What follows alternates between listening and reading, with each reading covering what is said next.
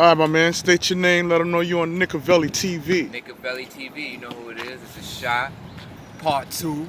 Give it back to them. Give it back to the people. Giving the people what they want, what they need. All right, talk to me, man. Last time I checked, we was on some Knicks shit.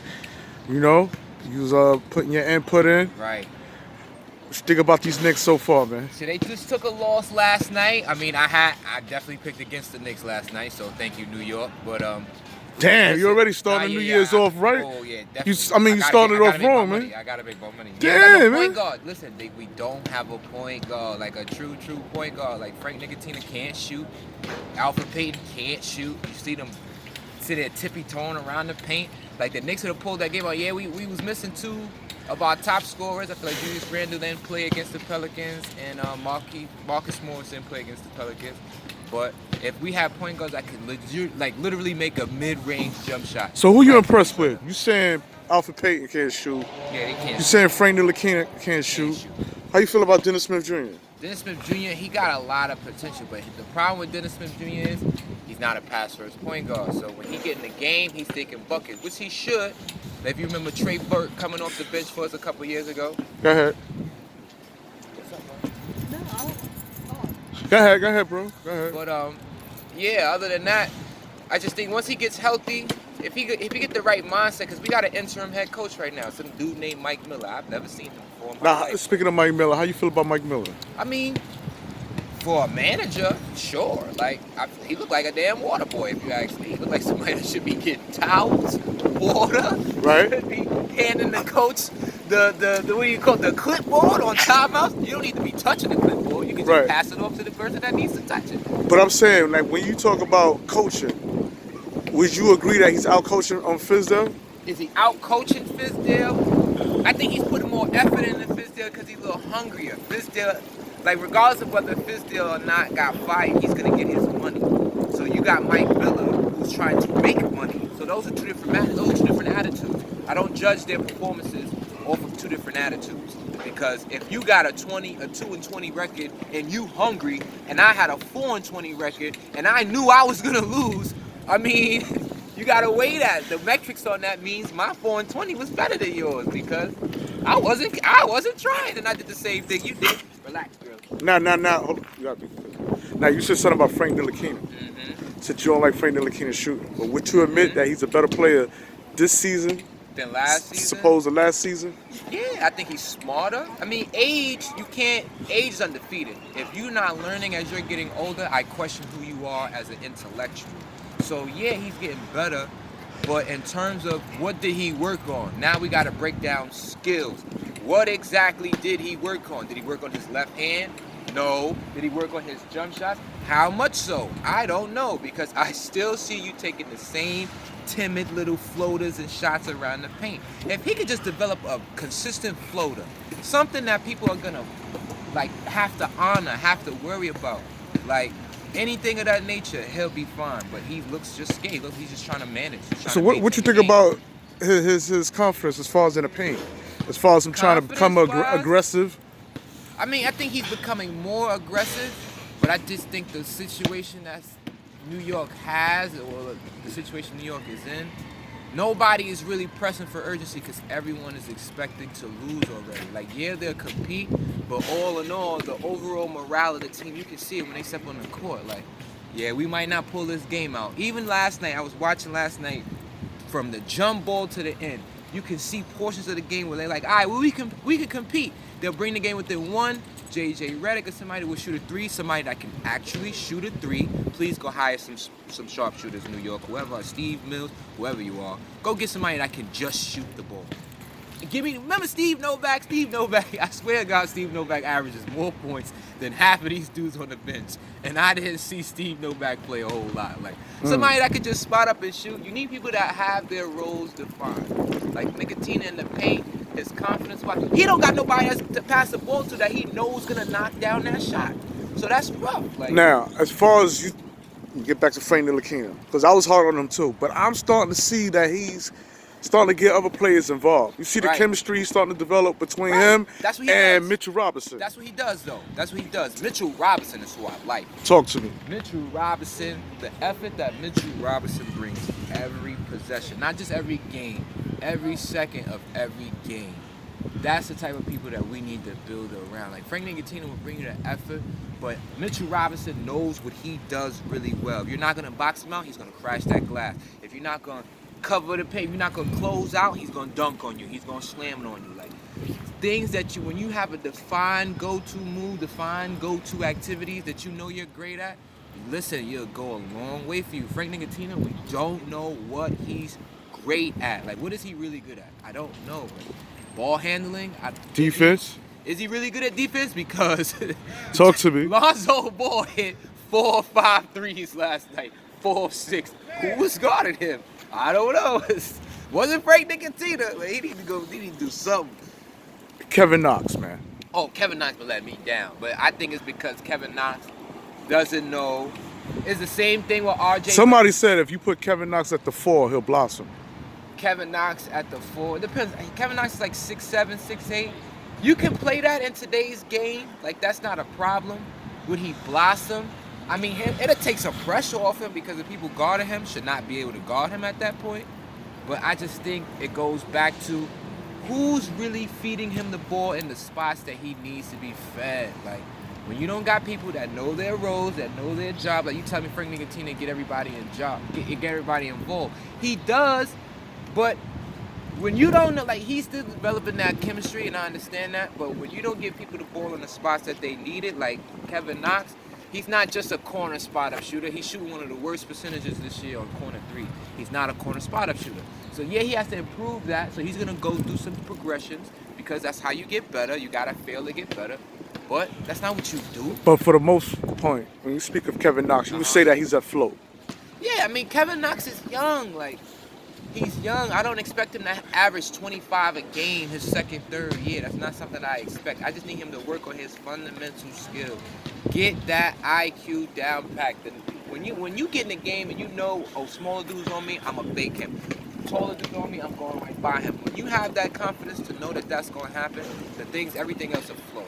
Kevin Knox is good. He got game. Now, I want to get into trade talks. My boy Marcus Morris came on the Knicks. Doing a goddamn thing. Right. He's like the leader, even, of the team. How do you feel about him being in the talks for trade pick for late first rounder? Or do you think the Knicks should overlook that, keep that vet?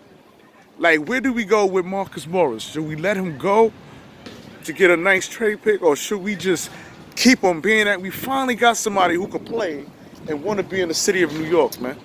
I mean, he wants to play here, Marcus man. Is valuable. North Philly kid who want to be in New York. Valuable. I would see the trade value on Bobby Portis. Like, if you don't want to give up Marcus, that's cool. Give up Bobby. But having 4 power forwards is not the wave. It's not the move. So I agree with the whole sense of he's playing out to try to play for a contender. Marcus wants to stay here, so if he wants to stay here, cool. I don't know how much. Do you think it's a smart move, though? To trade him? To keep him or to let him go? Trade him and give him a raise, man. Trade a raise. It depends on what you could get for him. If you can get, like, I don't want to trade Marcus Morris for a first rounder. I don't trust half of these first round picks coming in the league. So for me to trade someone solid for somebody who's potentially a bum, I'm good to go. Because how good of a pick are you gonna get? Like, you want your pick to stay the same. You don't need to trade Marcus Morris to get a good pick because our record is already bad. So for you to trade Marcus Morris to get another pick, you're banking on somebody else in the draft being good. I don't know how many people are good in that draft. So I would keep him if you cannot get somebody valuable for him. I want a starter for Marcus Morris. I don't want no trade pick. I don't want no pick. Okay, fair enough. And my boy Julius Randle. Now, Julius Randle, everybody thought was going to be a good example for the Knicks to have. Right. Under Coach Fizdale, he started turning over the ball a lot. Yep. We talked about it. He thought he was a point guard. Thought he was Draymond Green. It's not Once Draymond Green. Fizdale left, my man got his shit back together. Not Draymond Green no more. Like. So what do you say to that? It's amazing what you do. So you tell him to do what he's supposed to do. Like, but why Fizdale couldn't get that out of him, and Mike Miller's doing it? Now, hold up. Yeah, go ahead, you right. Now I feel like due to Fizdale, we might lose Julius Randle because of what he did in the beginning of the season. If Mike Miller had Julius Randle from the gate, right, the way he got him playing right now, even when the Knicks lose, they look better. right. when they win with Coach Fizdale. My question to you is, would there be even trade talks about Julius Randle if he didn't have such a shaky start? Would there be? Absolutely. But Julius signed a $25 million contract, if I'm not mistaken, for a year and a half or 2 years, if I'm not mistaken. So people are looking at Julius Randle's contract because they're going to have to re-sign him. So not everybody's going to jump on that. As good of a talent as he is, I just think, we talked about it, I just think Julius Randle's problem in the beginning was they told him be Draymond Green. And it's like, you don't need to tell people to do that, right? Julius Randle is 6'9", like 260. Let him be a bully. Like, you be back, we see what he's doing. Bully ball. That's all he do. He not doing nothing special but bully ball. So Julius Randle is back to his element. Mike Miller is coaching because he's getting people hungry. Everybody knows, like, you could be traded. This is around the trade deadline, so people gonna play a little bit harder, knowing that they could want to shine and look good. Mm-hmm. So it's context, a lot of it with David Fizdale, because I don't think players didn't like Fizdale. I think players really did, but they knew they were gonna lose. So it's like, yo, how are we gonna make the team? How are we gonna put ourselves in the best situation possible? David Fizdale just went through a season of losing last year, so he kind of knew what that was like. He kind of knew what that was like. So I feel like once after the 10, 15 games was in, the whole morale of the team was, all right, well, we're going to lose. Like, we're expected to lose. And then they fired Fizdale, and that kind of shook up everybody. So that's why people are playing harder, because they're like, well, they're going to get rid of Fizdale 15 games in the season. They can get rid of me tomorrow. Once people hear that, if your job told you you about to get let go of the ball, you gonna work harder that day. Like, if you have not, if they tell you you're gonna leave, you might leave. But if they tell you, like, yeah, we're thinking about getting rid of some of you guys, the majority of people in the room gonna work harder. They don't want to lose their job. Okay, and last but not least, my boy, who minutes diminished a whole lot. Alonzo Trier. There you go. Trier, I already know who you're talking about. I like Trier, but Trier's not really a ball handler. So they were putting Trier in the wrong situations, I believe, because they're asking R.J. Barrett, like last night, perfect example. I saw R.J. Barrett struggle. Why? Because he was bringing the ball up the court and then trying to make a move. That's no good. You have to have a guard bring the ball up the court so you can feed your wings that you want to be dominant on the wing. I'm already half my energy's gone. I just had to bring the ball up the court, and they're playing me full court. So you saying R.J. Barrett still needs to... All he need to do is play off the ball, like literally. He was literally bringing the ball up the court against Lonzo and Josh Hart, all these little guys. They're just gonna poke, try to take the ball from you because you're not a real point guard and you're not that fast with the ball as it is because you're 6'7". Like, but do you think that can improve though? Absolutely. If he plays off the ball, if he continues just doing what he's doing, he's gonna struggle. He's gonna shoot a low percentage because he's not a real strong catch and shoot shooter, and he has no legs because I've been running the ball up the court this whole time. My legs are gonna be going by the second quarter. Like, he's not a point guard. Like, I stopped telling these non-point guards to be point guards. So if you say R.J. Barrett is a non-point guard, playing point guard for whatever reason in the world, bringing the ball up the court. So what position do you like to see him play? The three. Like, have him play the wing. The same places you need to put Kevin Knox over there on the wing. That's where R.J. Barrett should be. R.J. Barrett, they're using R.J. Barrett as this like playmaking slasher. This isn't 2K. This isn't a video game. You can't just look at Luka Doncic being 6'7" and say everybody's gonna play this way. You can't look at Draymond Green being 6'7", playing point guard and saying everybody's gonna play this way. That's not how it works. Like, so you telling me if R.J. Barrett was playing the 3 position, he'll blossom more? He'll blossom immediately. You'll see shooting percentage go up. Everything will go up. I promise you. I bet my life savings on that. I'm a gambler. I'd bet everything on that. Like, he'd blossom immediately. Why is he playing point guard? He averages like 4 turnovers a game. So for the record, R.J. Barrett is not a bona fide point guard. It's not a bona fide. He's not even close. Like, it shouldn't say guard. It just should say wing. It just should say wing. Like, bona fide wing scorer. That's what you want him to be. You want him to be left-handed, man. Stop taking away his gift. Stop taking away his one advantage. Like lefties, they're deception. They all about that. You know, you think I'm going this way, but I'm not. He who.